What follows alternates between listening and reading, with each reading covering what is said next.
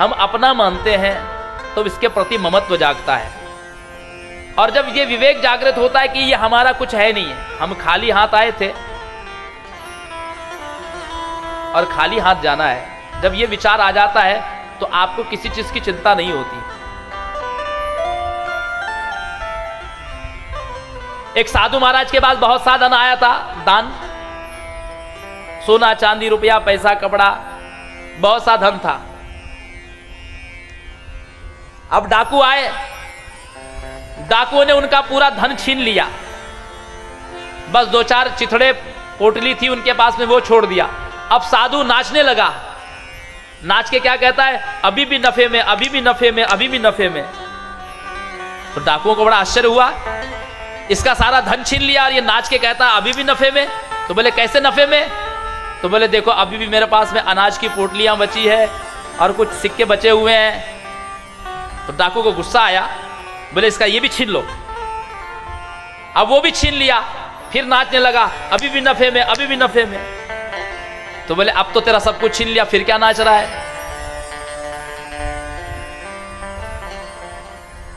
बोले मेरे शरीर में कपड़े तो है अभी भी। बोले इसके कपड़े भी उतार लो। फिर नाचने लगा, अभी भी नफे में, अभी भी नफे में। तो डाकुओं ने बोला तेरे कपड़े भी छीन लिए, तेरे सारे कपड़े भी छीन लिए और तू फिर भी कहता है। बोले जब संसार में आया था ना तो ये कॉपिन, ये लंगोटी भी नहीं थी, ये तो बची है अभी भी।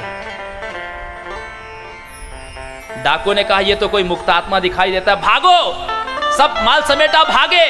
ये लोग सारे इधर भाग रहे, डाकू इधर भाग रहा, साधु जो है इधर भाग रहा। लोगों ने, देखने वालों ने कहा अरे डाकू चोर तो उधर भाग रहे, आप इधर कहां भाग रहे हो? बोले स्मशान में जा रहा हूं। तो बोले डाकू चोर तो इधर भागे, आप इधर स्मशान की तरफ क्यों भाग रहे? बोले कहीं भी जाएंगे आखिरी में तो वहीं आएंगे, कहीं भी भागेंगे अंत में तो वहीं आएंगे, वहीं पकड़ लूंगा। ये मन,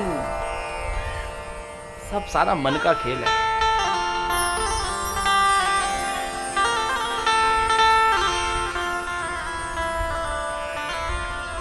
मुक्ति का उपाय भगवान कहते हैं रामचरितमानस में,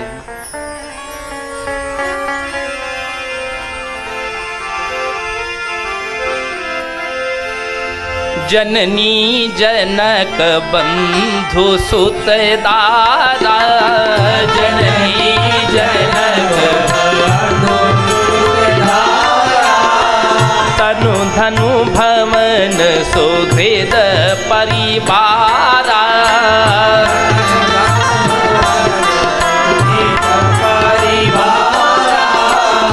सब कई ममता ताग बटोरी,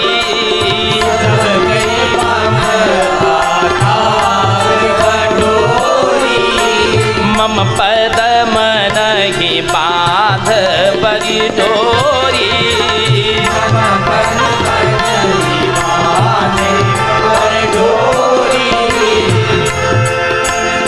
अस सज्जन मम उर बस कैसे, अस सज्जन मम उर बस कैसे, अस सज्जन मम उर बस कैसे, अस सज्जन मम उर बस कैसे, लोभी हृदय बसई धनु जैसे, लोभी हृदय बसई धनु जैसे, अरे अस सज्जन मम उर बस कैसे, अस सज्जन मम उर बस कैसे, लोभी हृदय बसई धनु जैसे, लोभी हृदय बसई धनु जैसे, निर्मल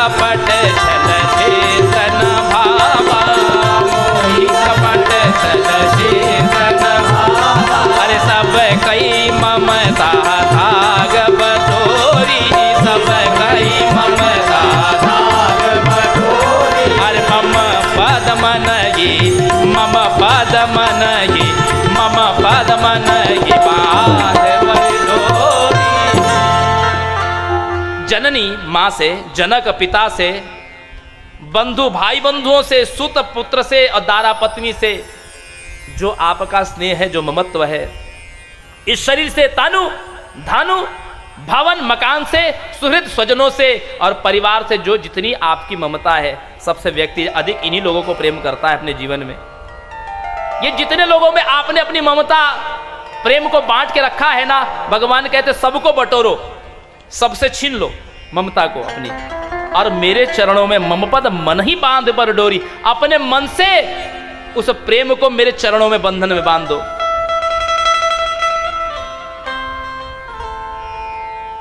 जो ऐसा करता है, भगवान कहते मेरी दृष्टि में वो सज्जन है। अस सज्जन वो तो मेरे हृदय में बैठ जाता है। कैसे बैठ जाता है? बोले मैं दिन रात उसका चिंतन करता रहता हूं। असज्जन मम उर्वस कैसे, जैसे भगवान श्री हनुमान जी महाराज, प्रणवो पवन कुमार खलबल पावक ज्ञान घन, जासु हृदय आगार बसहि राम सरचाप धर। सीताराम जी हनुमान जी के हृदय में बैठते हैं, क्योंकि हनुमान जी राम जी के अलावा और किसी को नहीं चाहते। जब बहुमूल्य मणियों की माला जब हनुमान जी महाराज को दी गई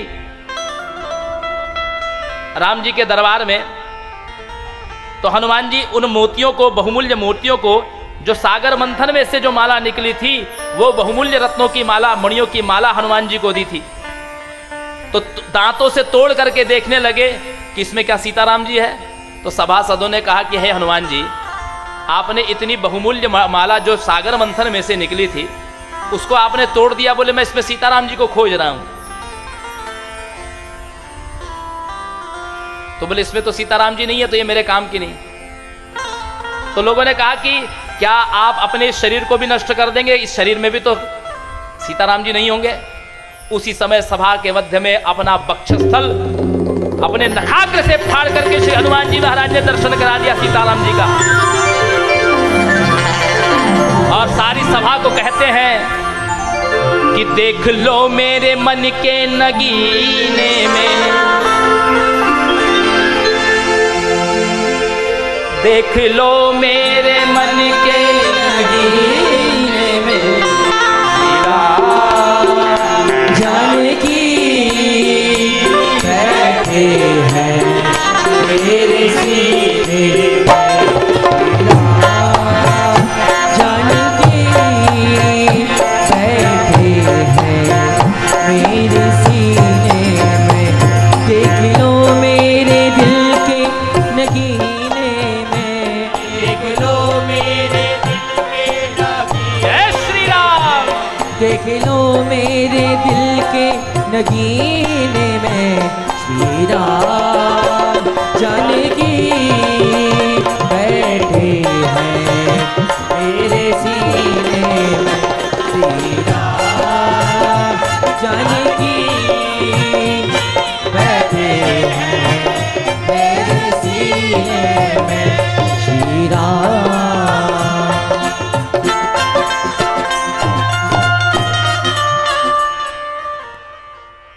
बस ही राम सर चाप धर। भगवान कहते हैं कि वो मेरे हृदय में ऐसा बैठा रहता है और मैं उसके हृदय में ऐसा रहता हूँ जैसे लोभी हृदय बसहिधनु, जैसे लोभी के दिमाग में और दिल में हमेशा धन की ही बातें रहती है, कहाँ से 2 पैसा कमा लूँ, कहाँ से 2 पैसे बचा लूँ। ऐसा लोभी व्यक्ति जैसे धन का चिंतन करता है, काम ही प्यार, काम ही नारी प्यारी, जिमि लोभी ही प्रिय जमिदाम, तिमि रघुनाथ निरंतर प्रिय लागो मोहि राम। तो अपने मन को मेरे चरणों में बांध दो, तो ये मुक्ति हो जाती है। यदि मन को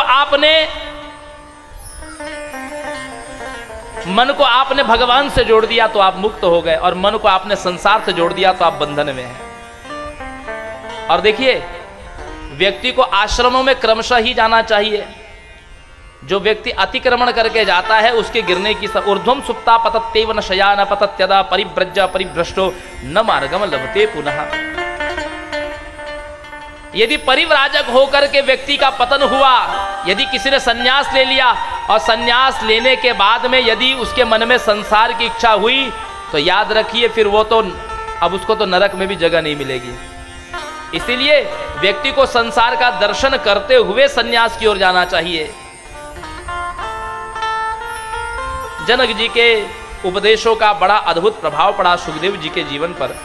सुखदेव जी ने आकर के पितरों की एक कन्या थी जिसका नाम था पीवरी, उसके साथ में विवाह किया और जिनसे इनके कृष्ण, गौरप्रभ, श्रुत और भूरी ये 4 पुत्र हुए और कीर्ति नाम की एक कन्या हुई जिसको विभ्राज के पुत्र अणु के साथ में सुखदेव जी की पुत्री का विवाह हुआ। और सुखदेव जी ने अपने मानव तन को पवित्र करके संसार में विषयों से विरक्त रहते हुए अपने जीवन के कर्तव्य को किया। कबीरदास जी कहते हैं कि ध्रुव प्रहलाद सुदामा ने ओढ़ी चदरिया